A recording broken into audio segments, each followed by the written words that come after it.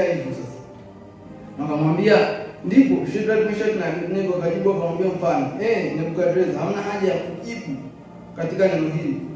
Kama ni hivyo, Mungu wetu tunayemtumikia anaweza kutuokoa na tanuru ile iwakayo moto, naye akatuokoa na mkono wako, mfalme. Bali kama si hivyo, ujue mfalme, ya kuwa sisi hatukubali kutumikia miungu yako wala kuisujudia hiyo sanamu ya dhahabu uliyoisimamisha. Maana ni level gani walikuwa wamefika?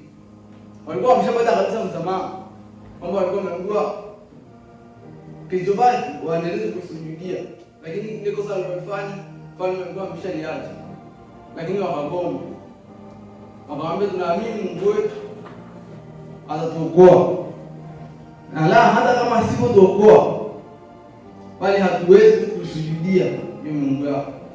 Kwamba alikuwa anajua kabisa hata Mungu asipookoa bado atabaki kuwa ni Mungu.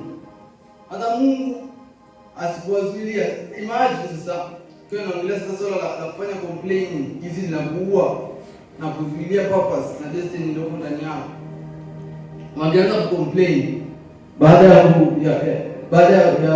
ya Mungu kuruhusu watupwe kwenye tanuru la moto. Kwa maana kilichofuata alitupwa. Sasa ile wakati wanatupwa, wangeanza kumlaumu Mungu. Mungu umeniacha, Mungu uko na mimi. Automatic kwenye yale malalamiko unapunguza God's presence. Uwepo wa Mungu unaondoa. Ukishaondoa uwepo wa Mungu, kama unakuwa unajisaidia mwenyewe. Kwenye malalamiko Mungu akae. Kwamba ukilalamika it means hauamini. Na kama huamini na mwenye haki ataishi kwa imani, it means hutaishi.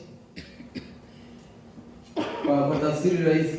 Sasa imagine Daniel kwenye tundu la simba angeanza kucomplain kwamba Mungu unaniacha, Mungu umeruhusu mimi nitupwe kwenye tundu la simba. Hamna mahali iliandikwa kwamba Daniel alianza kuomba msamaha, haijaandikwa kwenye maandiko. Hamna mahali iliandikwa kwamba Daniel alihuzunika alikuwa ni mfalme, ambapo alikuwa hajambeba Mungu wa Daniel. Sasa ukiangalia unaona picha gani bana? Yaani ukitaka kufika kwenye purpose au destiny unayotegemea, kama unataka kufika kupitia Mungu huyu tunayemtumikia, hakikisha unaamini kwenye utendaji kazi wake.